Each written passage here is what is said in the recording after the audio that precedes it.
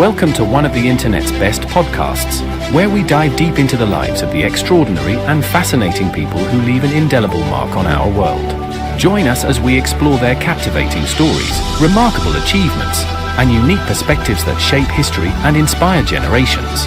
Get ready to embark on a journey through the lives of inspiring people unlike any other.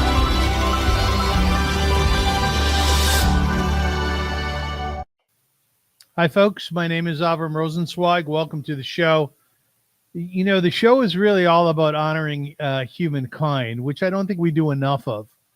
I'm deeply intrigued by so many people that I meet, who I've met throughout my life, who are incredibly inspiring. And my goal in creating this show, this podcast, this iteration of it, is to bring forward individuals who have accomplished amazing things with their lives. Not only am I fascinated by people's stories, but I also like to share it with others because I enjoy that aha moment, that second when people say, oh shit, man, yeah, me too. Yeah, I'm like that too. Or, you know, you so often hear people say, I wish I could be more like that person. Why can't I be more like that? I bring forward the show to tell you that all of my guests are human beings. There's nothing creature about them. And they all have feelings, they all have thoughts, and we all work together in many ways. Not every way, but in many ways.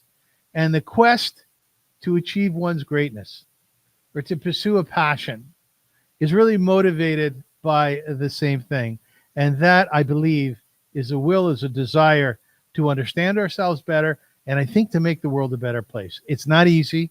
I struggle a lot in life. I screw up a ton. I'm always trying to be better, and I often fail, but I do make an effort. So I would ask you, please, when you listen to my interviews, when you listen to the interview today with my dear friend, Seamus McGraw, think to yourself, yeah, he's done pretty well. He's written a lot of books. You know, he's written editorials for the New York Times. He rolls his own cigarettes. He carries a gun. He does good shit. So take out of him those areas that you think that you can use within your life. Be inspired. That is the only instruction for watching my interview. Now, this interview, like so many others, is really dependent on sponsorship and donations. I would ask you, please consider donating to the Avrum Rosensweig Show. It's really helpful. I can definitely use it, and we can figure out the best way for you doing that. Just be in touch with me at avrum.rosensweig@gmail.com. Now, I'm deeply honored that we have been able to secure a sponsor, and they are called the Professional Center. You'll see their logo above Seamus's head. Let me just tell you a little bit about it. They're the premier co-working space in Toronto at 120 Adelaide, where more is the standard. The industry leader since 1987, TPC offers private and team offices, fully equipped meeting rooms, collaborative workspaces, premium amenities, and exceptional hospitality. Book a day, a week, however long you need. Escape work from home distractions and discover more privacy, more productivity, and more community at TPC. And by the way, if you use my name, Avrum, you can get 10% off private offices and meeting rooms. They're pretty funky too. Like, check out their offices. They're gorgeous. They're nice, eh, Seamus? Yeah, that's lovely. That's lovely. Where do you work out? Oh, now that picture you just showed is kind of where I work at. Okay, so that's my synagogue for the high holidays. I take people into the forest. Where do you work out of? I work out of my home, which is I put it this way. I live in northeastern Pennsylvania, just outside the Delaware Water Gap National Recreation Area. I'm about an hour and a half from New York City, but I can literally walk 27 miles from the back of my house to the back of the mansion of the first forester of the United States, Gifford Pinchot, and not cross a road if I choose to. Have you done the walk? What's that? Have you done the walk? Oh, you mentioned, and I think I need to clarify. You mentioned that I carry a gun. There are about 3.5 months out of the year when I have a gun in my hand pretty much every day. But it is, Avrum, Okay, a flintlock. It is the gun that the Second Amendment, I think, actually gives me the right to carry, an 18th century firearm. Oh, So oh, I'm a hunter, and that's that's why I carry it. But yes, I've done that walk 100 times. I spend almost every day out in those woods. so you don't know? Do you own a My Glock? synagogue for all the holidays. Interesting. But do you also own like a Glock or No, not any. No, I have owned. I do own a couple of more modern weapons. I don't carry them. I don't use them. They are secured in my attic. Um, Part of it is the reason that I hunt. Mm, I hunt, quite frankly, as not just to provide food for my family, which I do. We grow or shoot a good portion of what we eat in a year here. Um, but it's also to turn around and kind of preserve the forest that I live in. If you were to step outside, you'd see that there's no undergrowth below 5 feet on anything for the thousands of acres behind me. And that's because there are 10 times as many deer here in the state of Pennsylvania as there were in 1682. Mhm.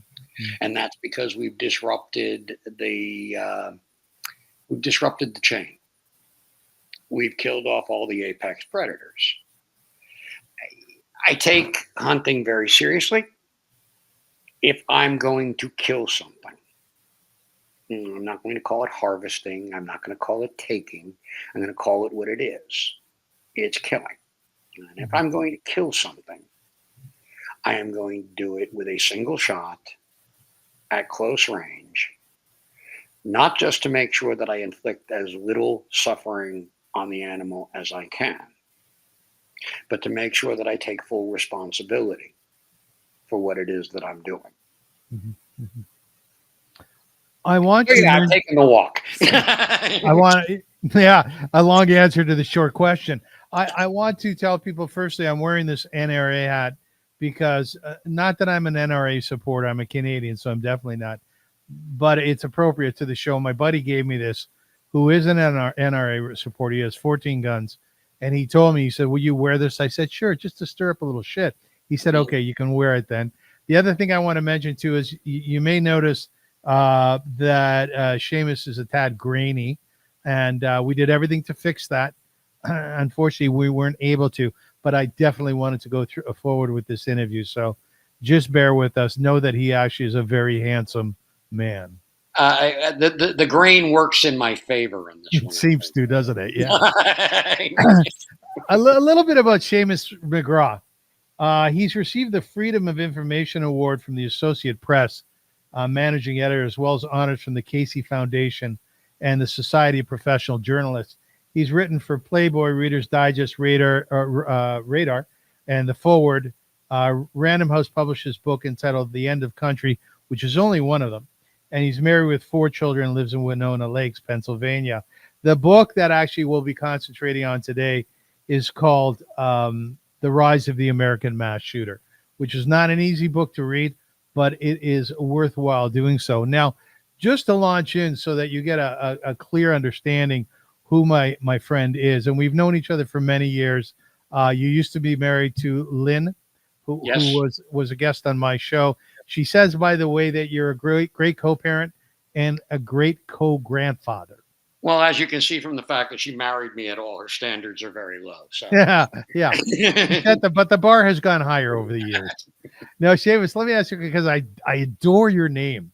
I just adore it. And I looked it up. Seamus is a boy's name of Irish origin with Hebrew roots. It translates to supplanter or holder of the heel, and is the Irish equivalent of the name James, timelessly popular worldwide. This name's carry cultural pride. Now, you are a convert to Judaism. Do you know any other Seamuses? Do I know any other Seamuses who have converted to Judaism? Let's say, yeah. A few Shamuses, but no Seamuses. Okay. I used to joke that Linda's mother, could never quite get my name right. When we were married, she kept accidentally calling me Shagets. But That's a great story, man. Shagans is a pejorative for a non-Jewish guy, right? Do you like your name? Has it given you good mileage in life? You know, let me tell you how the name came. I was actually born James. Okay, my father, who was doing everything he could to shake off his Irish roots. Okay, this was the 1950s. He wanted to appear as mainstream American as was humanly possible. Hated the name Seamus. Hated it with a passion. But my Aunt Mary, may she rest in peace. My Aunt Mary really just to piss off my father. Okay, insisted on calling me Seamus, and it just stuck. But is there an immediate response to your name when you meet folks, let's say journalists, people in the industry? Well, they remember the name. They Yeah. remember the name. Yeah. It's interesting that one of the problems I have is that there is a great Irish writer of that name, the late Seamus Heaney, and I always worry that people will think that I'm claiming some legacy to him, and I could never hold the candle to the beauty of his language or to the power of it. But apart from that, people do tend to remember the name. They tend to mispronounce it a lot. How do people say it? My favorite is I have a friend whose mother is an immigrant from China. Yes. Who always refers to me as Seaman. Does she do so knowingly? I don't think so. She's a lovely woman, and I just don't have the heart to correct her. You don't. Wow, there's a lot to live up to with such a name, Seaman. Well, you do have 4 kids, and you do have grandchildren, so you've lived up to it. So let me ask you a question. You grew up on a farm in Wyoming, which fascinates me. We'll get to that. Wyoming County, in northeastern. Wyoming County, sorry. We'll get to that in a sec. But you talked a little bit about hunting at the top of the show. Would you mind walking us through what happens from the moment you wake up in the morning, having planned to go out and shoot an animal, taking your gun, walking out the front door, and then hunting down an animal of which you would ultimately kill? Mm-hmm. I really, truly want to understand what happens in the mind of a hunter when they go through that, and then the shot rings out, the animal goes down. What's your initial response to that emotionally? I can tell you that without a moment's hesitation. It's grief. It's grief. And if it isn't for any hunter, they shouldn't have a gun in their hand. I take this very seriously, as I said. Okay. The first thing that I do in the morning when I get up before sunrise, is I take out my rifle. It's a 50 caliber flintlock, as I pointed out, and I load it. That takes about 45 seconds to load it. It's not the kind of weapon you can squeeze the trigger repeatedly on. It's not the kind of weapon that you can not take care of. Okay. You load it first with about 90 grains of black powder and a piece of wadding, and then a round ball, which you tamp down into it. And then you open. This is such a part of American culture that so many of these things have become items of language that we use and aren't even aware of. For example, you've heard the phrase lock, stock, and barrel, right? Mm-hmm. The phrase lock, stock, and barrel refers to the barrel of a flintlock rifle, the stock, which is the wooden piece that it rests in, and the lock is the hammer you pull back. And it's lock, stock, and barrel. When you pull that hammer back and pull the trigger, okay, it ignites powder that you have in a pan. One in any number of times, that powder will go off, will ignite, but won't ignite the powder in the gun. There's a phrase for that. It's called a flash in the pan. Another phrase that's entered into our language. Guns are so much a part of our culture that we really don't even realize how immersed in them we are. Okay. So what I do on those mornings is I load the gun and I begin to hike. I usually will end up, very often what I do is mostly armed hiking. Okay. I will set off on trails that I know are used by the deer. Okay. And I'll follow them. And I'll try to read them. I've done some homework. I've been out there to see how they moved this year, how that may be different from the way they moved the year before. I'll set up at a place where one is likely to come in. Now, because this is primitive technology, it is not as reliable as modern technology. You can have the flash in the pan. It is not unusual to have the gun misfire or to have the round ball go off in a wholly unanticipated direction. I presume that a round I fire, if it's accurate, is going to be reliably accurate for no more than 50 yards. All right.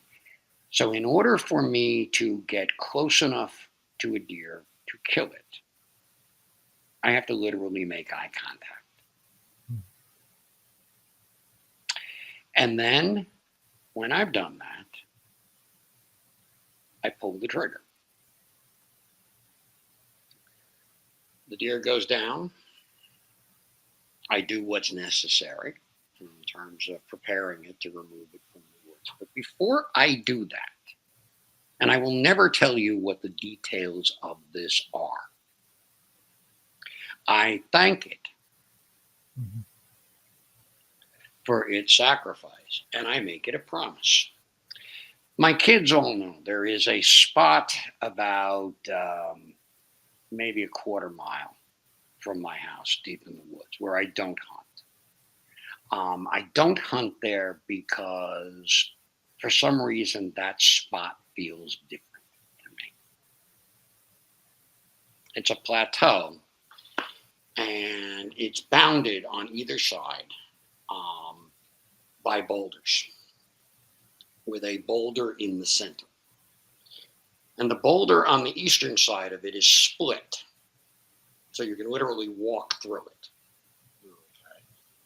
I don't know why, but I feel that place is special. And because I feel that place is special, I don't hunt there, but I pass through it most days when I'm hunting. So my family all knows that when my time comes, okay, here's what happens. Okay.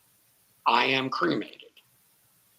My remains will be mixed with the compost in our garden. Okay.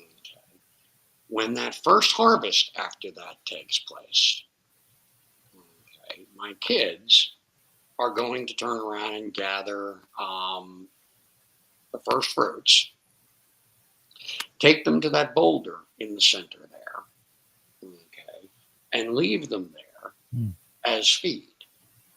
Because I have a debt that I have to repay.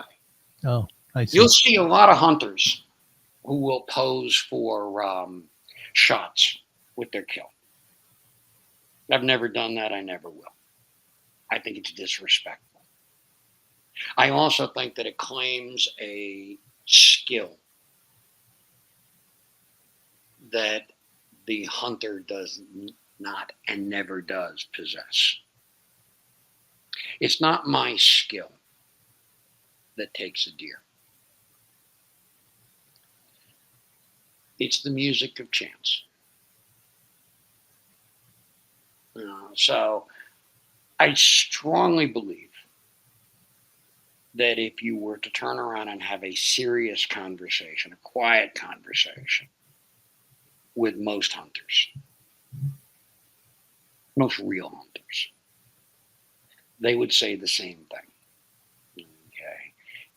It's something that you have to approach with humility and with a deep and profound understanding of the fact that you are killing with the idea of living. And that every time you do that, you incur a debt. And that debt has to be paid. Is it okay for you to kill that deer? Yes, absolutely.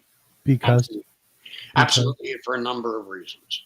One, because I do indeed use every bit of that deer that I take. Okay. Two, okay, because I am part of a species that has disrupted to a tremendous degree the natural cycle. I have an obligation, not just the right, but an obligation to perform the role of the creatures we extirpated. If I'm going to do that, then I have an obligation. If we're going to do that, then I have an obligation. I love to hunt, Avrum. I love to hunt. I fucking hate to kill. Well, And there have been times, I will tell you a story. This was 2016. Okay, I'll never forget this. I have never been better in the woods. I have never been better in the woods.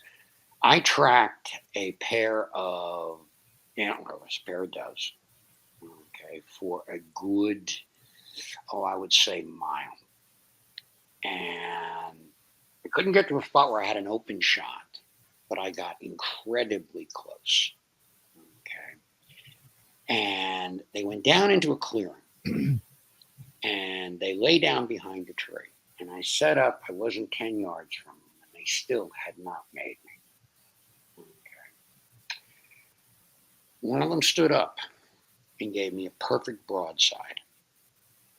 I had a perfect shot.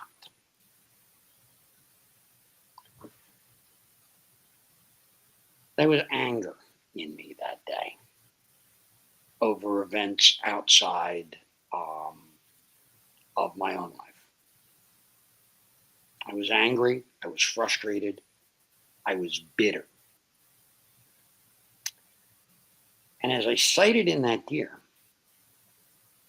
I realized that I was angry. Mm-hmm. And so I uncocked the gun, clapped my hands, and sent the deer off because I wouldn't have been doing it.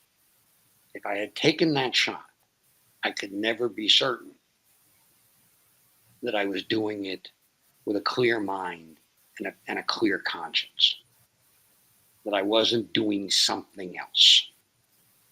And there's no room for that.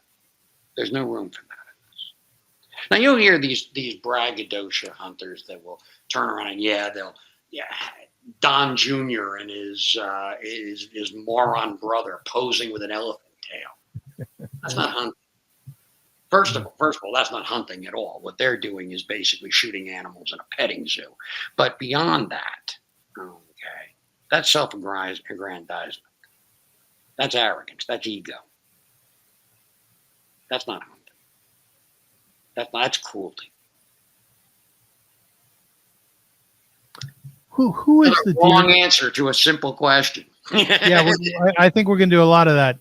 You're a great storyteller, and I want to take advantage of that. Who is that deer to you? What do you mean? Who is it? It's my neighbor. What's your position in the world vis-a-vis that animal of which you're taking its She's life? my equal. She's my equal. She lives in a different world. Okay, there are places where our worlds intersect. Yes. But she's Where is every that? bit my equal. She's every bit my equal. Very often she's smarter than I am. Okay. You'll notice I'm saying she. I'm not one of these guys who hunts for antlers. Okay. Again, those are trophies. That's arrogance. Okay. I hunt for food and to maintain, to try to do my part to maintain the balance in the forest.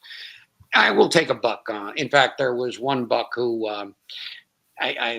not every shot that I take, not every shot that I take is as successful as I would like it to be. Mm-hmm. And there was an incident, I think this may have been 2013 or 2014. I don't remember what year it was, but there was a young buck who I saw often when I was out hunting, and he was smart. He was very smart. And he would always, it seemed like he knew, what the range of my rifle was, and would stand just outside the range of my rifle. I nicknamed him Crazy Horse because that was a tactic that Crazy Horse used to do. He used to turn around and gauge the range of the soldiers' rifles and stand just outside and taunt him. Yes. And this went on for pretty much a good part of the season until one day Crazy Horse came within range. And I pulled the trigger and nothing. He didn't flinch. And then he ambled away. And I thought, okay, it's one of those occasions when the round ball has gone in a direction I couldn't have expected and I missed. But I didn't think I missed. And so I went back and I scoured the ground. And sure enough, eventually I found a drop of blood. And I thought, okay, I've wounded him. I've got to find him now. And so I started doing circles.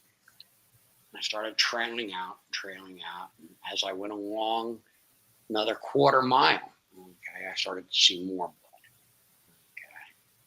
And then I was able to pick up the trail pretty well. And the trail ended up running about a half mile along the top of the ridge and then doubling back. I live on a creek.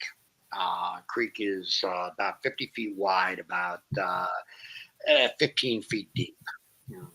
And it's at the bottom of my property. And what Crazy Horse had done is looped around along the top of the ridge and then cut back along to the creek. And sure enough, I finally found him, lying alive by the side of the creek. I went to take a second shot. Crazy Horse got up, dove into the creek, swam across the creek, made it to the other side of the creek, and then fell dead. It was probably about 20 degrees Fahrenheit. It was a very, very cold day. And I splashed across the creek to retrieve Crazy Horse. Started pulling him across the creek. Now, without getting too graphic, when you take a deer, the first thing you do is you field dress it, which involves removing the entrails. So I start pulling this 130-pound buck across the creek. It's basically like pulling an open garbage bag across the creek because it's filling with water in the current, and I'm struggling with this thing. I pull him up to the shore. I start dragging him across the woods. I finally make him to my house. Now, one thing I have to let you know is that I don't process my own deer. I don't butcher them because my wife will not allow me to. And so I'll explain that in a moment. But I finally get Crazy Horse. I get him in the back of my truck. Take him off to a guy who will process the deer for me. Come back home, and the next day I wake up, and there is this lump on my abdomen. And my first reaction is, oh, God, I've got the same thing that killed my father. It's pancreatic. Turns out it was a hernia. Okay, from dragging the deer. Now I always point out. Okay, I went in. I had the surgery for the hernia. As a result of that, I now have a scar that's about that long. Okay, just below my navel. I still have. I use it as a blanket. Crazy horse's hide. Okay, there is a hole in that about that big. So yes, Crazy Horse. I put a hole in Crazy Horse about that big. But before he went, Crazy Horse put a hole in me about that big. So I guess we're nearly even. There's a symbiosis in that. Exactly. Very much so. Has your wife ever seen you kill any animal? I don't believe she has. Would she? She is. She's very much in favor of my hunting, but it's not the sort of thing she would do herself. It's.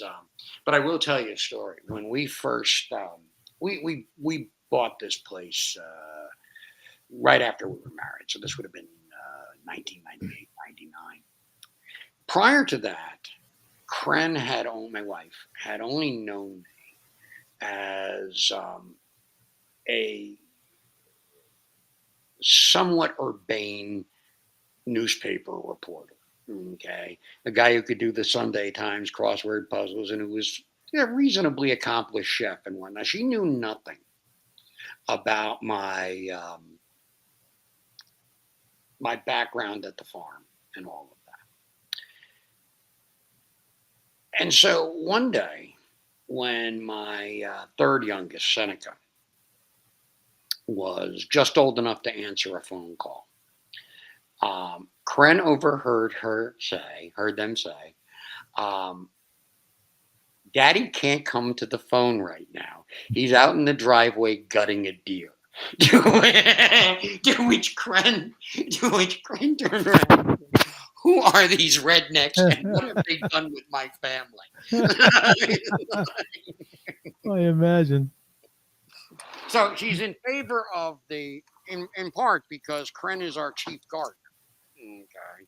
So it's she's in favor of it in part because she got tired of putting out $3,000 salad bars for the deer every year, which is kind of what we had been doing. Why won't she let you slaughter it? Just because it is all the phrases that have also entered into our lexicon, phrases like charnel house and butchery and all of those things. It is a daunting thing to see if you've not been easily exposed or readily exposed to it. Try to center yourself there. It's a mess. Seamus, yeah, I was going to ask you, had you done it? I'm going to take a leap of faith here that you have at some point. I'm projecting here, but the idea of pulling out the entrails and having my hands and then my shirt, etc., covered in blood would make me quite nauseous. It doesn't. Okay, for me, it's not pleasant. But again, I take that as part of my obligation. Okay, and I'll tell you, I'll give you an example of even the other steps that you take with that sort of thing. When I do that, I bury them. Now that is not a sign of respect necessarily for the creature that I've taken. Okay, for the creature that I've killed. It's for another reason, which is also, and I doubt that you have a lot of listeners who are hunters, but if you are, if you do, I care. If there are among you, I can't stress this enough. The reason I bury the entrails is that very often that round ball, which is made of lead, yes, remains in that. And so I bury it because there has been a serious problem, particularly with the eagles, where they will eat the leavings after a field dressing and develop lead poisoning. I see. And so I particularly treasure the where I live, I mean, you can't really see here, but on that next ridge right across from me, there are a pair of nesting eagles that live right over there. And sometimes when I go down and swim in the creek on a summer day, one of them will fly along with me. I don't think she thinks she's flying with me. I think she probably thinks that I'm one of her eggs that got away. But from her point of view, all she sees is the bald noggin, But I see her every day, and they wake me up every morning with their call. So again, every bit of this is sort of attached to the obligation, and the responsibility that I share for this place. This is a beautiful place.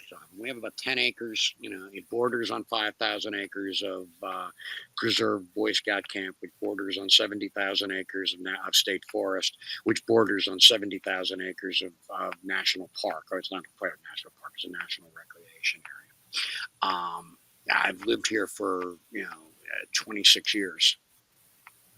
I still don't feel like I own it. I feel like I'm just taking care of it for this generation, and that everything that I do in associated with the hunting or the consequences of the hunting or even the gardening is part of my obligation simply to maintain this. Living amongst the eagles, living amongst the deers, being outside, what a beautiful, beautiful place I can see and I can just sense. Well, what has it done to you? I think it's made me more me. How so? Like I said, when Kren first met me, I was very much focused on my career. I was the stereotypical, gumshoe reporter, the old-fashioned, journalist, and that's kind of the way I saw myself.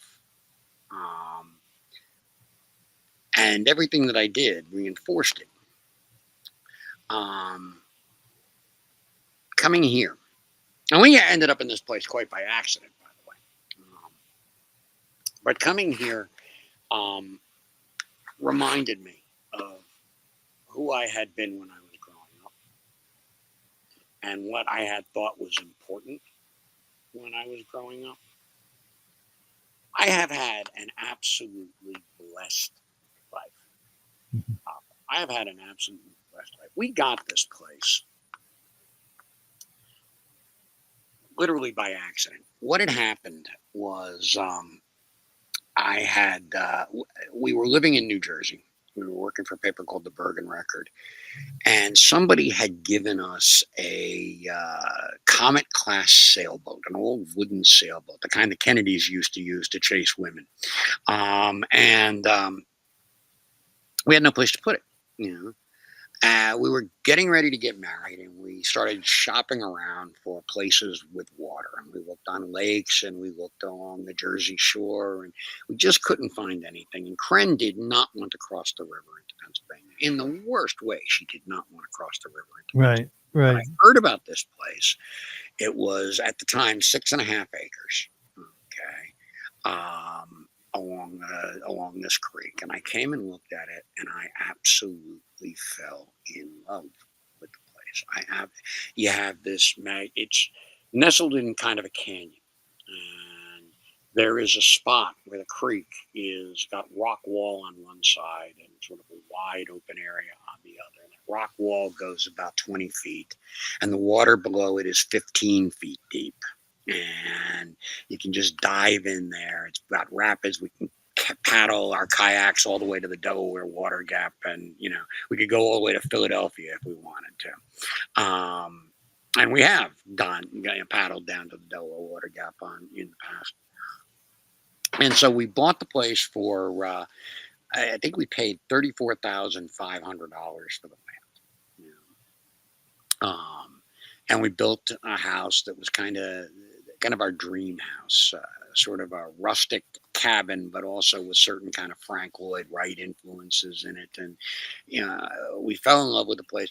A couple of years after we bought the place, one of the things that we had done is in our bathroom, because we had both been living in the city for years and years and years and years and years. We built an enormous bathroom. Okay. And in the bathroom, we put in a jacuzzi tub. And right above the jacuzzi tub, we put in this big picture window, this gigantic picture window. Problem is, when we built the house, we built it right at the back property line. And there were still 2 lots that were directly behind us that went all the way to the top of the mountain. And anybody could have bought that lot that was directly behind this magnificent picture window we had over our jacuzzi tub. Well, one day the market crashed here in the Poconos, and that piece of property went into foreclosure. Not only did it go into foreclosure, but it went into what they call receivership. Okay, so I was able to buy it about 1.5 acres. Okay, for $600. Nice.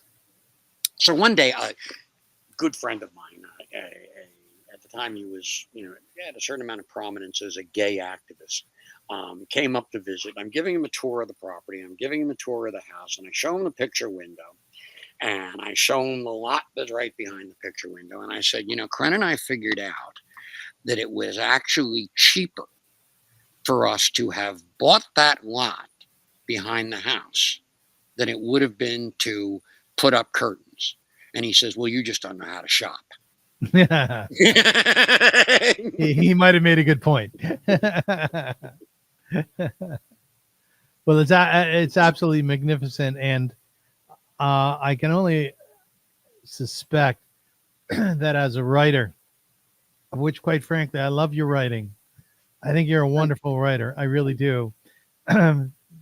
That writing in such an environment must really encourage the words and the sentences to flow. But let's segue this into the next part of the interview. That being said, you are surrounded by something so beautiful, if you will, something so godly. Yep. And the last book that you've written is called From a Taller Tower, The Rise of the American Mass Shooter. And I'll tell you honestly, I had a real hard time reading it. So like the disparity between what you're surrounded by and the content of this book, which is mass shooters in the United States, trying to understand them, documenting so much of what has been done because of them. There's such a disparity there. I don't know that I see the disparity. Okay. Somebody referred to that book as a meditation. Mm-hmm. I didn't intend it to be that way. Nor did I intend it to be the other thing that I actually think it is. Okay. Which is a 2,000 count indictment against my culture. But everything in that book,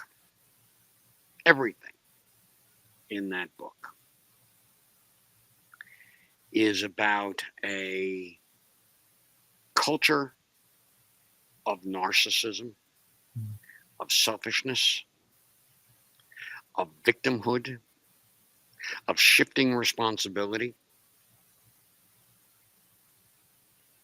of putting yourself above all other things in the world, that reaches its apotheosis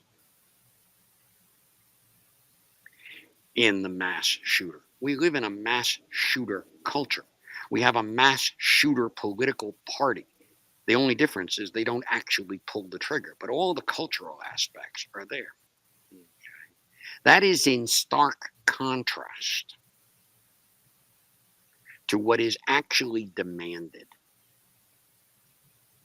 of you when you live in a place like this and take responsibility. You're wearing that stupid NRA hat, no real answers, that turns around and promotes for its own selfish, strictly economic interests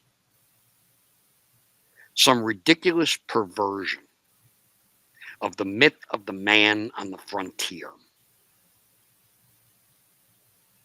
And they miss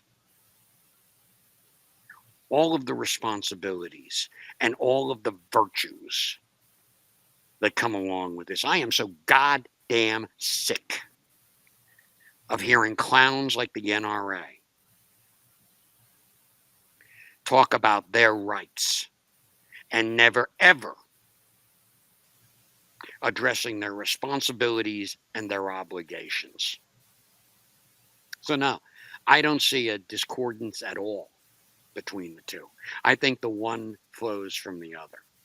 And let me tell you something else about those clowns in the NRA. I had to take the hat off. They are doing more damage to the Second Amendment than Kamala Harris and Joe Biden and Barack Obama and me could ever do in our lives. You mentioned, Avrum, that I have 4 children, 4 remarkable children who have grown up in a household where, as I said, pretty much every day from the beginning of October until the end of January, Daddy has a gun in his hand. Not one of those kids ever touches a firearm. And why? It's because to them, and bear in mind, they range in age now from 20 to 34. It's a full generation. And to them, that firearm is the totem of a different tribe. It reflects to them a twisted, perverse, and selfish culture that resorts to violence. That's never what it was intended to be, but that's what it is in their minds. And so for all this cold, dead hands bullshit that we hear from the Wayne LaPierres of the world and the late Charlton Hestons of the world, these guys have turned around and made one of the foundational amendments of the American Constitution, which I argue is one of the foundational documents of modern society globally, not only irrelevant, but a pariah. I didn't do that. Wayne LaPierre did that. I'm not sure that answers your question. Well, it doesn't matter. The information is good. Now, what comes to mind when you speak about the rights of a gun owner, but not dealing with the responsibility? You know, we have people like Stephen Paddock, the mass shooter in Las Vegas, killed 58 people. Adam Lanza, Sandy Hook Elementary, killed 26. Dylan Roof, Emmanuel African Methodist Episcopal Church, South Carolina, 9 killed. And the list goes on and on and on. We got one of our Jewish boys, even Eric Harris and Dylan Klebold, Columbine High School, 13 killed. Yep.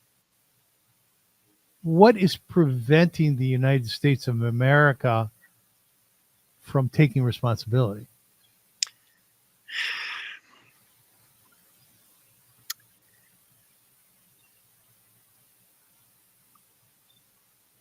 Fear. Identity. We have, when I was growing up, there were always guns in the house. They were tools.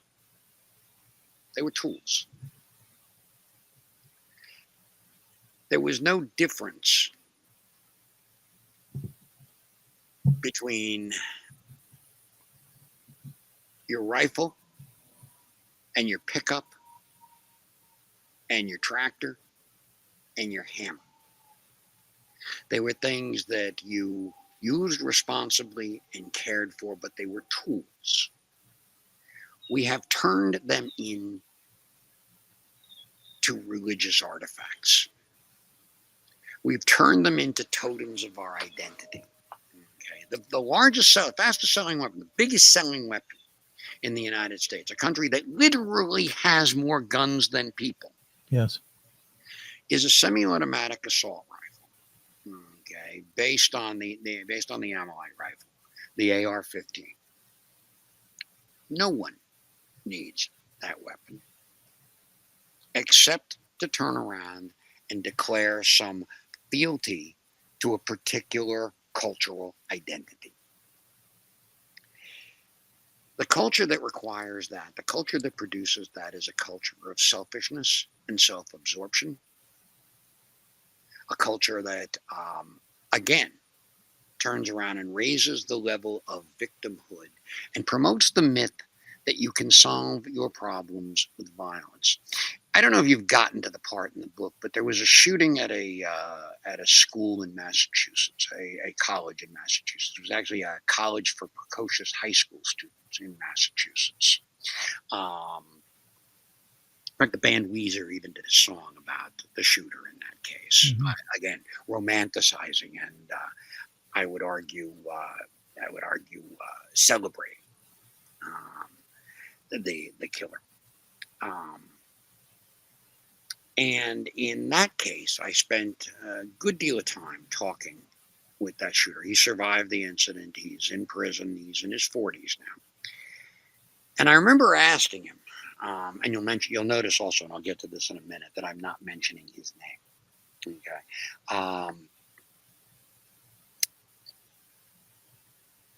I asked him during the course of our conversation, would a good guy with a gun have stopped you? And you know what he said to me? Mm-hmm. He said, I thought I was the good guy with the gun. Mm-hmm. Unless you can address that in our culture, you are never going to address the spiraling level of violence in this country. I write about mass public shootings because they cast the issues in the starkest relief.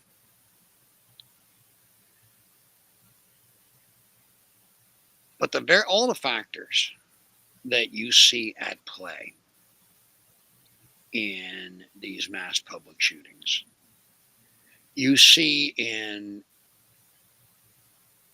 almost every one of the 34,000 or so incidents of gun deaths in this country, even in the suicides.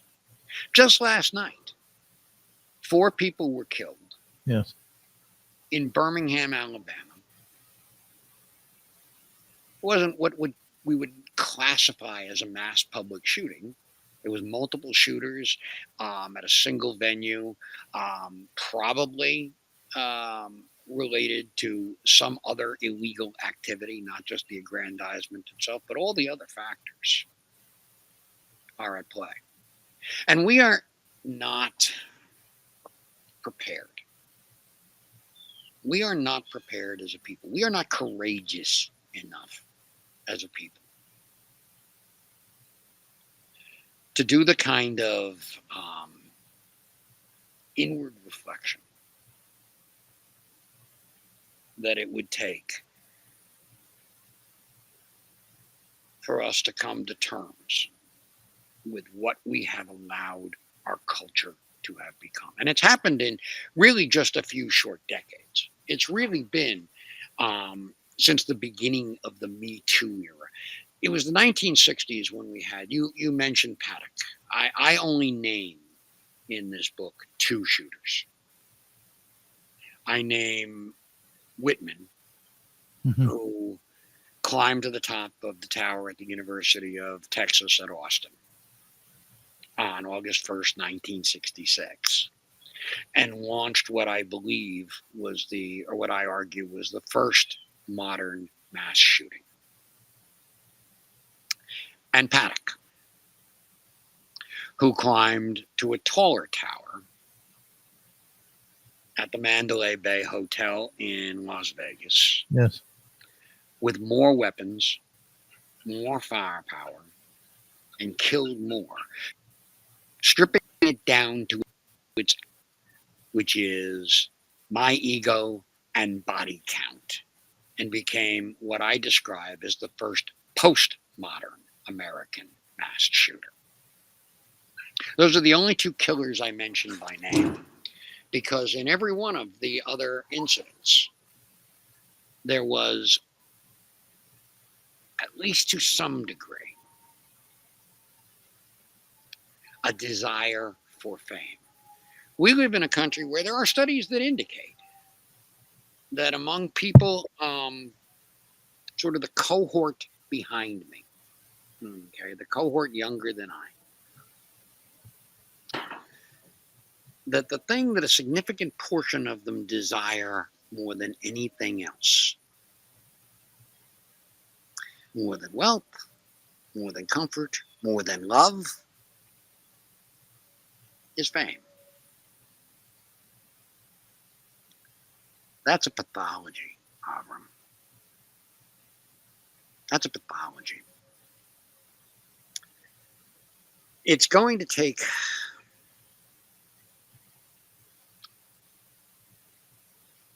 a tremendous amount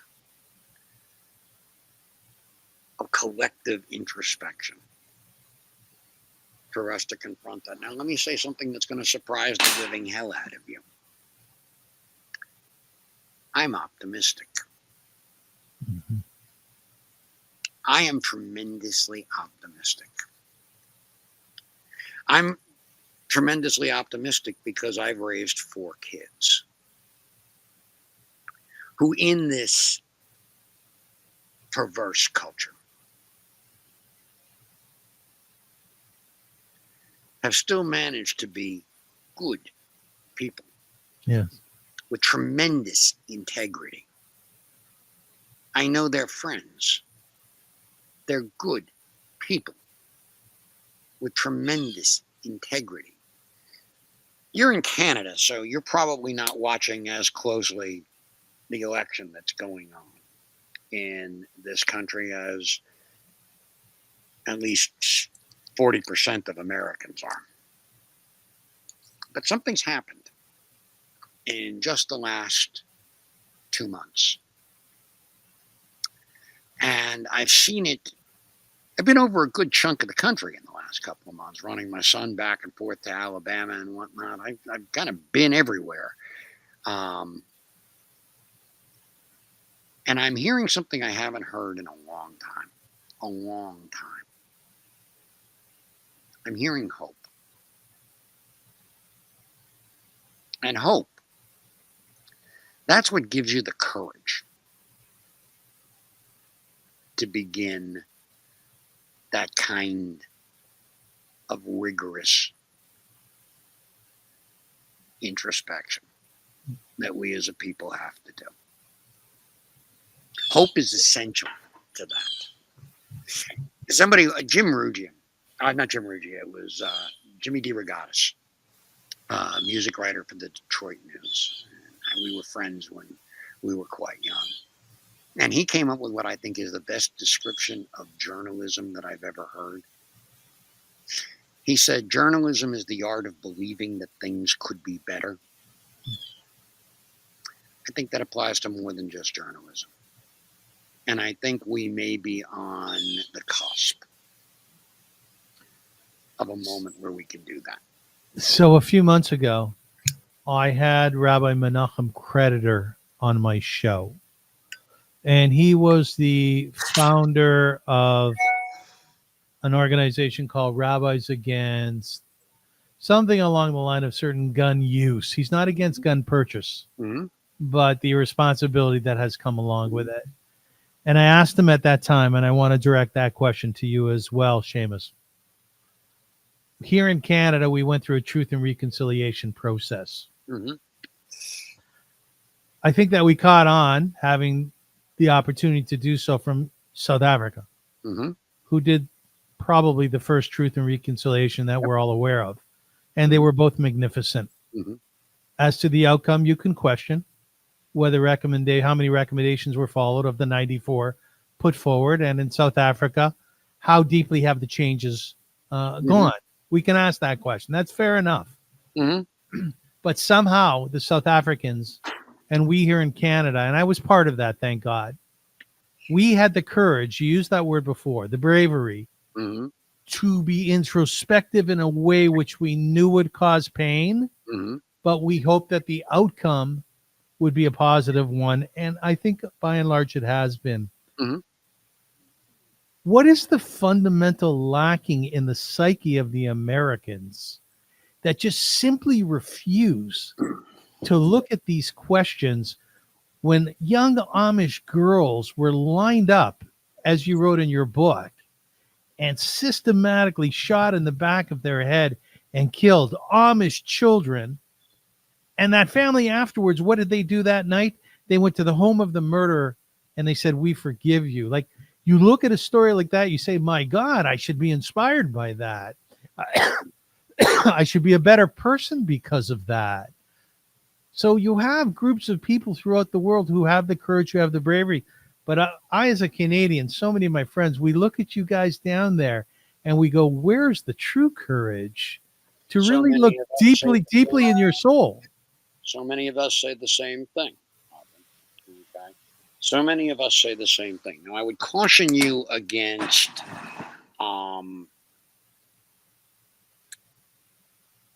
drawing a direct analog between the Anabaptist concept of forgiveness as expressed by the Amish families that night and what you or I or what most Americans and probably most Canadians would assume that to mean. For the Amish, what that meant, okay, was a submission to the will of God. Okay. For us, what is needed, I think, is something more. And that is a submission of the individual will to the idea of a common good. I don't think we're prepared to get there yet, but I do think the majority of us are. Now, I have long advocated, I've only recently joined the growing chorus of people, for example, who want to ban the AR-15 altogether. I didn't think it would be effective. I also felt that there was another way to approach that. I felt that what you should do, I think it is a terrible weapon. I think it's a useless weapon. I think it's in terms of self-defense, in terms of home protection. I think it is a terrible weapon. But there are places in this country where I could understand why you would want one. There are places along the southern border, for example, in parts of Texas, that I wrote about in a book called A Thirsty Land, where not only do you have transnational trafficking in firearms and illicit goods as well as people, but you also have had in the past, I'm not going to speak for now, but you've had in the past corrupt law enforcement on the American side that was taking a piece of it. Okay, and so if you were in a dangerous situation in one of these remote places in Presidio County or someplace like that along the southern border, I can understand how you might want to keep one of those things around in your house. I don't think it'd be effective. I don't think it'd be a good idea, but I can understand why you might want to do that. I can understand that you might feel that it was your right to do so. Okay, fine. Then what I would suggest is that you have to turn around and meet certain standards. in order to have that weapon. You should have to meet with law enforcement. You have to turn around and go through a background and an additional background check. You have to get a permit to carry that sort of weapon. And in that case, what you've done is you've turned around and made ownership of that weapon almost a merit badge. Okay. That stupid hat of yours, the organization behind it, objects to that sort of thing, because that in their mind is a slippery slope. Now, their idea is that, I want everybody to have a gun so that you have to have a gun so that you can protect yourself against the other guy I sold the gun to. Okay, so any infringement on that whatsoever is considered dead on arrival. And so, because I've been unable to make any kind of progress over years with that particular mindset, which really, by the way, it's not about guns for them. It's about money for them. Guns are just how they make their money. Okay, they're a trade group for a handful of manufacturers who just want to sell more weapons. Unfortunately, they're all but dead now. And they have been disgraced and marginalized to the point where you'll notice that in the last several mass public shootings, the NRA has been strangely silent. They've been strangely silent because they're finally, fortunately, powerless. But the contagion that they introduced into this culture beginning in the 1970s, when a legitimate organization called the NRA was taken over by a band of extremists. The contagion that they put into this culture has persisted. And so they've left us no option. They've left reasonable people, reasonable gun owners. They've left us no option but to support a total ban on these weapons. We don't have any option. We could have had an option, but their intransigence made that impossible. I think we can have that moment of reflection. I think we can have that moment of truth and reconciliation. I think it's going to come. It's inevitable. That is the moral arc of history. That is the moral arc of history. And it is inevitable. Whether it comes sooner or later and what the body count is between now and then is really the only question. I can't tolerate the idea that we're wasting time. I totally agree with you. To save one life, right, Avrum? Yeah, to save one life. The entire universe. What will be the goals of such a truth and reconciliation process? What would you like to see the aftermath as? The first thing I would like to see is, as I say, the practical institution of certain formulaic responses that could help reduce the number of gun deaths in this country. That's the immediate first aid response. I would like to see enhanced background checks. I would like to see mandatory waiting periods. I would like to see stronger registration. I would like to see all the loopholes closed in terms of transfers and those sorts of things. I would like to see red flag laws enacted in every state and enforced in every state. Those are the things that I would like to see as the immediate short-term benefit of it. The mean-term benefit of it is for us. I spoke earlier, Avrum, about the way certain words and phrases connected with the use of firearms. We are so indoctrinated that we use them without thinking, without even knowing where they come from. But they are so much a part of our culture. The medium-term goal of a kind of truth and reconciliation moment in the culture would be for us to begin to identify how certain toxic ideas, pathologies, weaknesses, claims to victimhood, the idea of the Lone Ranger, the good guy with the gun, to confront these in language that allows us to finally isolate and weaken them.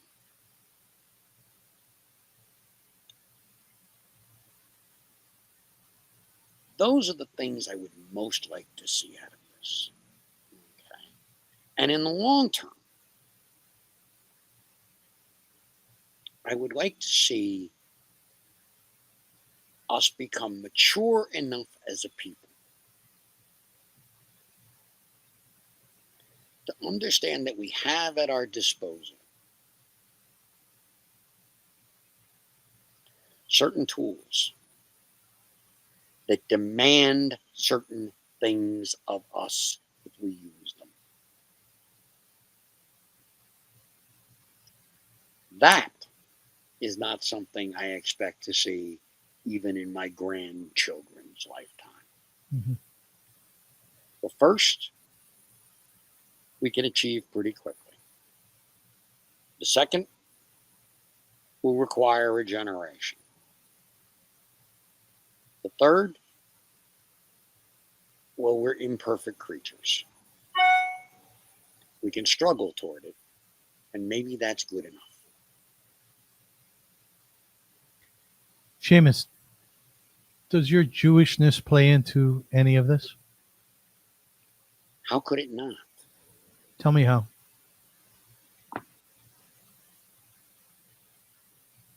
I have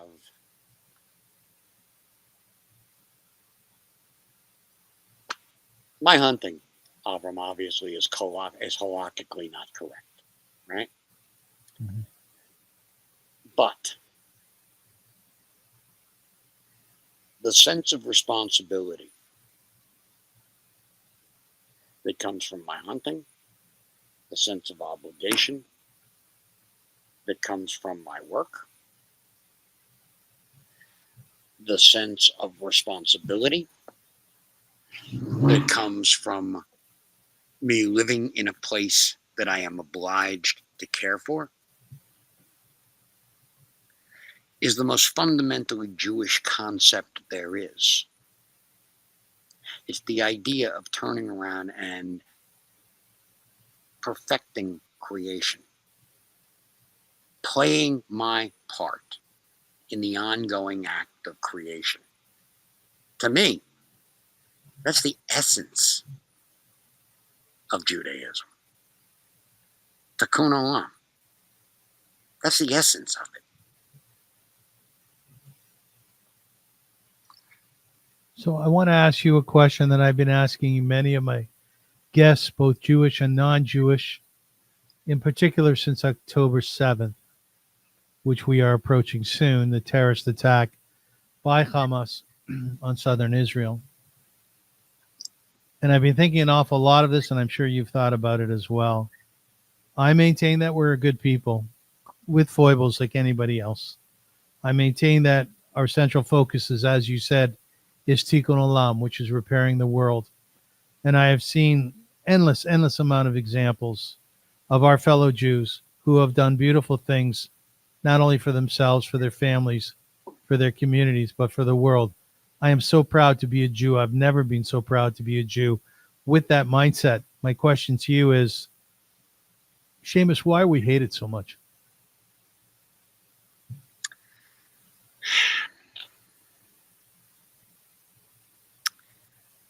Convenience.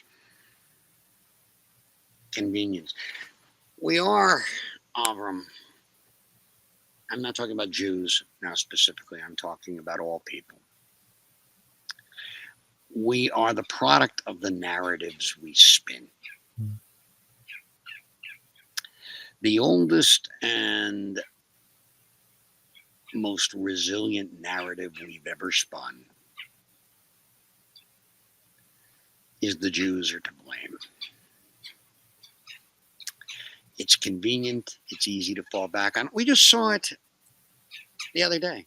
We just saw it the other day. Okay. Donald Trump was speaking. Yeah. And he turned around and basically said, well, if I lose, it's the Jews' fault. Yes. Of course he's going to lose. He's not a fool. He's not a smart man. Magnificent. He's smart enough to know what works, what plays. The narrative has been there. It's convenient. It's easy.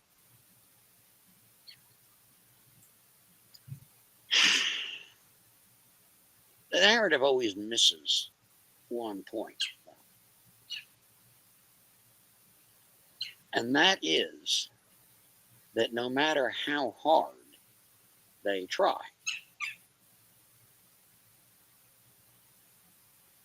the Jews always succeed. That's not blood. That's not heredity. That's the power of an idea.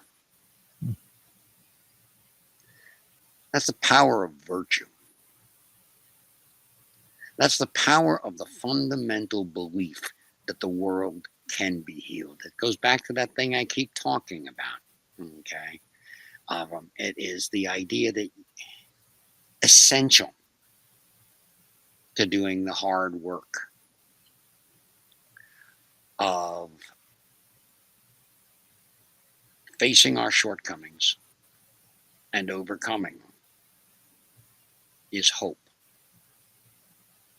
The unflagging belief that things can and will be better if I do my part.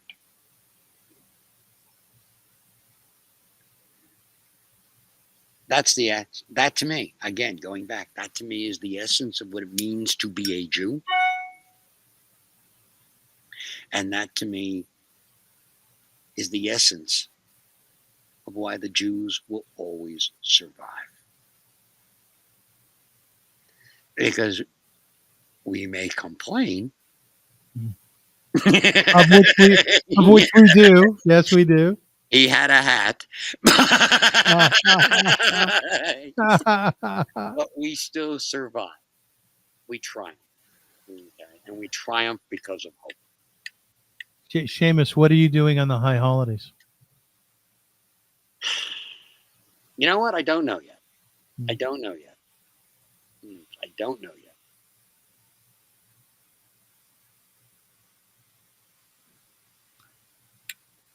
I am, as I've done over the last 4 or 5 years, I take about 25 or 30 people deep into the forest in a nearby park, surrounded by trees, and we sit on these enormous rocks. And I've created a service, which is a little bit traditional in terms of some of the beautiful songs like Avinu Malkeinu, but we're very meditative. And we take advantage of being surrounded by these gorgeous trees overlooking a beautiful body of water. And to me, as you probably feel every day where you live, I get a greater sense of God being in those surroundings. So you're welcome to join us if you like. I can tell you this, Avrum. I will be in the woods. Yes. I know that. It's just the woods haven't told me what I'm going to do yet. I hear you. But I will tell you one other thing that kind of goes to our last point. Kind of flash the camera around a little bit, and you can see some of it off my shoulders. I have friends from the city who come up here, and they think that I live in a forest. They use the word pristine to describe this place. And I correct them. Okay. It's not pristine. Yes, okay. There are hundreds of thousands of trees between here and the back of Gifford Pinchot's house. And no roads to speak of. But you know what? Not one of those trees is older than my father would have been. Not one of those trees is older than my father would have been. This place has been clear cut 3 times in the last 275 years. And yet my friends come up here and they see an untouched forest. Mm. It is a triumph of nature. There are eagles across the creek from me. There are beavers that get frustrated with me when I swim in the creek. There are deer. I constantly have to wrestle the bear for my chickens. I mean, I literally at one point ended up in a fist fight with a bear on my deck. Did you really? Yes, that's another long story, but yeah, I'll tell you that in a minute. Okay, well, just the idea that the woods here are a triumph of nature reclaiming itself. And that fits in very, very nicely, I think, with what we had been discussing in the lead up to that. The idea of the triumph of hope. It's hard not to turn around and be inspired by a sense of hopefulness and a sense of optimism, when literally the world around you is engaged in that very process before your very eyes. So there's that. Now you want to hear the bear story. Tell me the bear story. All right, here's the bear story. Pugilism with a bear. Pugilism with the bear. Okay. And I'll tell you the whole bear story. All right. The story begins like this. You can't see it from where you're sitting, but my deck is about 15 feet above my driveway. You have to walk up a flight of stairs in order to hit my deck. And I was bringing my son home from school. I think he was in like 6th grade at the time. I was bringing him home from school, and I had my son Liam and our dog Boudica, an old English bulldog named Boudica, is in the car. Pull up to the driveway, and I open the door, and Bo runs out of the car, runs around the house, runs upstairs, and then I hear this ungodly screeching, like a baby screeching. I dash up the steps, and there at the top of the steps is a mother bear about 300 pounds on Bo with her jaws on Boudica's neck. Yeah. Okay. Behind the mother bear, I can see 3 yearling cubs. All right, good size, but not large cubs. All right. The first thing I do, okay, is, and I told my friends, this is the dumbest thing I've ever done, and they turn around and they say, no, it's not by a long shot. But the first thing I did is I punched the bear. The bear doesn't flinch. Okay. I then kick the bear as hard as I can. Okay. Several times. The bear doesn't flinch. There is an old aluminum glider. Okay. 2-seat, kind of couch sort of thing sitting next to me. I pick that up and I then break that over the bear's head, at which point I can't tell you what happened. All I know is that the bear released Boudica. Okay. And the bear and the 3 cubs had disappeared. Okay. Bo, Liam, who is watching all of this in horror, okay, Liam, who is watching all of this in horror from behind the closed door, opens the door. Bo runs down to a downstairs bedroom at the far end of the house. I look at her and I realize that she has puncture wounds, but no tears in her throat. I race her to the vet. The vet takes care of her. She's fine. But as I get ready to take her to the vet, I have to call the vet. So I go up to my office, okay, which is on the top floor, right off the kitchen. I sit down at my desk to call the vet, and I step in bear shit. And I look around, I step out, I look around, and I can see that my kitchen has been ransacked Nice. and that the floor is covered. I make the best pecan pie you have ever had. Yeah. Okay. There are pecans all over my floor. Okay. I look to the kitchen sink where there's a window right above the kitchen sink, and I can see that the screen has been pulled out. Okay. The windows were open. This was, I believe, June or so. Okay. The screen had been pulled out. I walk over to these sliding glass doors behind me. Okay. And I see that there is a pair of big paw prints on the glass. And I realized what had happened. Okay. We interrupted that bear while she was trying to get her fourth cub out of my house. All right. That night, I had to do a talk down in Philadelphia, which is about 80 miles to the south of here. Okay. And I hop on my motorcycle and I ride down. I have no idea what I'm going to give the talk about. It's a talk on the environment. Okay. And so I decide to tell the bear story. And I tell it this way. I turn around and I say, look, I said, that bear, okay, could have killed me. Right. That bear was simply trying to protect her cub. And I was simply trying to protect my dog. We were both motivated by the same thing. I said, I'm not mad at the bear. I am mad, okay, at my neighbors who have been reckless and careless with their garbage.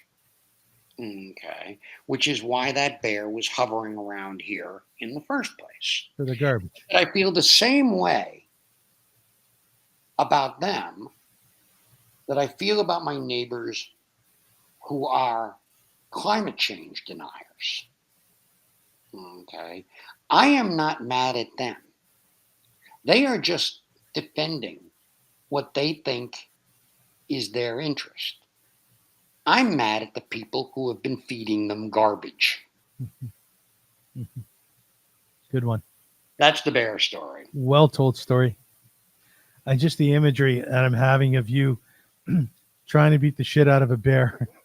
No, I wasn't trying to beat the shit out of the bear. I was simply trying to get the bear to let go. I have no chance of beating the shit out of it. I get a chuckle though when I think of such things. Now listen, I've been playing around with AI a little bit, and I've over the last few shows I've asked AI to produce poetry having to do with the theme of the show. So for this one, I wanted a poem reflecting mass shooters. So let me read this to you from AI. In a world of laughter, echoes fade, where innocence meets a darker shade. A flash of chaos, hearts torn apart. Gunshots ring out, a nightmare starts. Behind closed doors, in whispered dread, a cycle spins, too many dead. Faces forgotten, stories untold. In the silence, we feel the cold. Questions linger in the hollow air. Why do we falter? Why don't we care? The lost are more than just a name. In memory's grip, we share their pain. A call for change, a plea to unite, to stand against shadows that dim the light. For every tear shed, let courage rise, to heal the wounds and mend the skies. What do you think? You know what I think? I'm not a poet.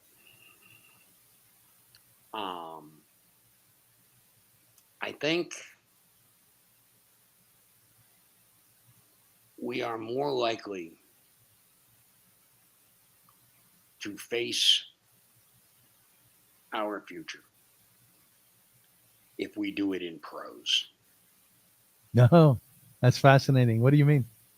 I think we need to speak frankly and clearly and to the head and the heart. I love that. That's beautiful. Now, with that, there's a wonderful line that you wrote, and it goes as follows. It's very simple. It's not how hard of a punch you can throw, like you did with the bear. It's how hard of a punch you can take. Mm-hmm. Am I correct that you could take a pretty hard punch? Take a look at this face. You think I did this on purpose? No, seriously though, I think you've taken your blows, you've taken your knocks, yet throughout this entire interview, really the message I'm getting from you is how incredibly blessed you feel. I am the luckiest son of a bitch on the planet. You said. You know what I did? You know what, Avrum? Before you and I got on the phone today, okay. I hopped on my 2008 Triumph Thruxton, okay. Misbehaved along some of the most beautiful twisting roads in America, all to myself. I stopped. I swam 100 laps. Yeah. And I drove around in my 41-year-old pickup truck. Okay. When we're done, I'm going to spend an hour or so chatting with a movie star for a book I'm helping him write. Okay. Yes. And then I get to go spend some time with my 91-year-old mother and with my 2-year-old grandson. I am the luckiest son of a bitch on the planet. Yeah. Yeah, Baruch Hashem on that one, man. Baruch Hashem. Thank God. Just before we wrap up, and I'm obsessively curious. It's a problem sometimes. So I have a hard time ending my interviews. What's your mom like? What's my mom like? Yeah, what is she like? Here's how I describe her at the beginning of The End of Country, okay, which is the book about my mother in this rambling old farmhouse, almost 200-year-old farmhouse. She had dozens of antique clocks, cuckoo clocks and chiming clocks and every kind of sound or musical thing that you could imagine a clock making. There was one in the house that made it. And what would happen is she would wind them every Saturday morning. Really? And she would turn around and she would look at her digital alarm clock. Okay. Now, what she used to do is she would keep the key to the first clock near her digital alarm clock. And then on the top of the first clock would be the key to the second clock. And on the top of the second clock would be the key to the third clock. And on the top of okay. So the way she would wind the clocks is the alarm would go off on a Saturday morning. It would be, say, like 8:40, 8:41. Okay. And she would take the key and set the first clock to 8:41. Okay. And then she would wander, get distracted. Okay. Maybe burn a minute or two or three. Okay. And set the second clock to 8:41. And then she would take from that and set the third clock after being lost for 3 or 7 minutes to 8:41. And this would go on until she made it all the way through the house. Okay.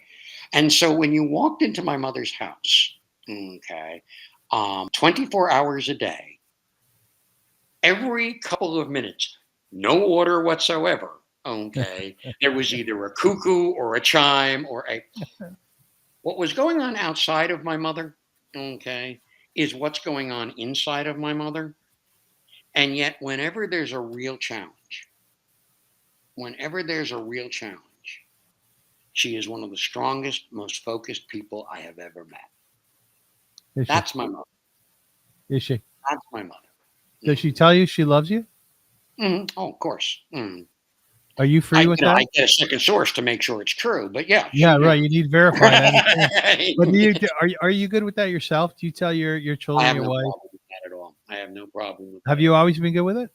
Yes. Yeah, I've always been good with that. Yeah. I've never had. Yeah, Avrum, I'm 66 years old. Okay. That means I'm double high older than I ever had any right to expect to be. Yes. Okay. I've always thought life was perilously short. Okay. And it wasn't a good idea to waste time and not say what was on your mind. Good for you. Last question, I swear to you. What about Mhm. your dad? What was he like? I'll tell you a quick story. All right. Yeah, If you yeah. got time for a quick story. We got lots of time. It's a podcast. My father and I had a rocky relationship on and off until I was an adult. And I remember I was living in Hoboken at the time, had a new motorcycle, and my father showed up on his motorcycle. And this was kind of the restoration of our relationship. He would just show up, knock on the door, and say, "Come on, we're going for a ride." And the next thing I knew, we'd be in West Virginia or something like that.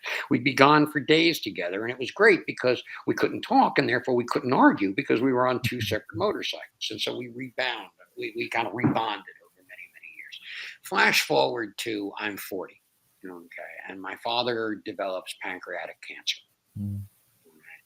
And it's a precipitous decline. Okay. I'm working at a newspaper in Jersey at the time, but I'm driving up to the farm every night it's about a 3-hour drive. And every night I'm driving up, and I get up there one night, and my mother is beside herself. She's in tears. Okay. My father, who by this point is down to probably 90 pounds, okay, maybe less, is in the hospital bed in his bedroom, okay, demanding, okay, that my mother take him down to the front porch, okay, and he's becoming abusive, and he's yelling at her, and I walk over, all right, and I turn around, and I said to him, I said, "She can't take you down," and I said, "If I take you down, I'll probably kill you." And he grabs the railing on the side of the hospital bed, and he starts rattling it. And he's rattling it as hard as he can. And he turns around and he says, "I'm going to wrap this goddamn thing around your neck." And I looked at him and I said, "Dad, I missed you." At which point he started to laugh. Did he? He laughed? It was the last time I ever saw the son of a bitch laugh. He died 2 days later. But that to me is probably one of the clearest explanations of who my father is, or was. Well, that's a wonderful story. I love that. I haven't heard those before. Ladies and gentlemen, I'd like to end our interview today with a blessing for the hostages in Israel. And it goes as follows. May the one who blessed our ancestors, Abraham, Isaac, and Jacob, Sarah, Rebecca, Rachel, and Leah, bless, preserve, and protect the captives and missing soldiers of the citizens of Israel and the Israel Defense Forces. May God rescue them from captivity and speedily restore them in peace, in the merit of the prayers of this holy congregation who pray for them. May the Holy One, blessed be God, show them mercy, increase their strength, remove their pain, and send them a recovery of both body and spirit. May God return them to the bosom of their family swiftly and soon. And let us all say amen. Seamus, thanks. I loved it. Thanks. It was great seeing you again, Avrum. You too. You're wonderful. I love your stories. And we got to do a part 2 down the road, my friend. I'd be happy to. All right. And well done on life. You're living it beautifully. And I'm very, very proud of you as a fellow human being. And I have you. Thank you, Seamus. Ladies and gentlemen, thank you for watching. Remember what I said at the top of the show. If you stayed with us that long, take out of this what you can. Be inspired. Have hope, because there's lots of it to go around. Be courageous and be brave and find your zone, man, because life is so much more beautiful when you are in the zone and you're doing what you were given as a gift from God, or whatever your religious predilection is. It just makes life so much more beautiful. So thank you for watching. And as they say in Yiddish, in the vernacular, sei gesund.